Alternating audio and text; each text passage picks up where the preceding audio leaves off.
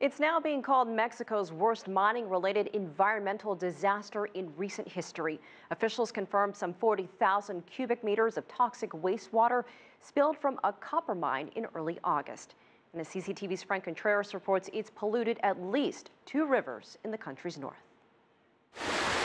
The huge chemical spill has tainted the Bacanachi and Sonora rivers, turning them this unnatural orange color.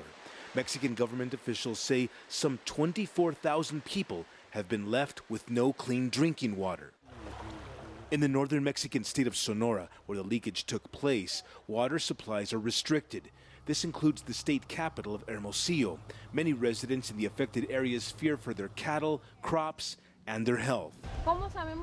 How will we know when we eat that cow, when we buy that meat, whether it's good or bad for us? Mexico's environmental secretary calls it the worst mining-related environmental disaster in the country's recent history.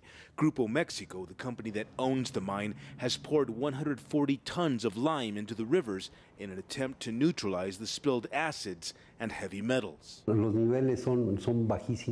levels are really low. They don't even reach 10 parts per million. Our commitment is to accept all environmental responsibility and every cost of this terrible accident. Non-governmental organizations in the Mexican capital blame the government's lax regulations, which they argue prioritize industrial profits over the environment. The industries know that it's far less expensive to contaminate than pay the necessary fines rather than prevent such disasters.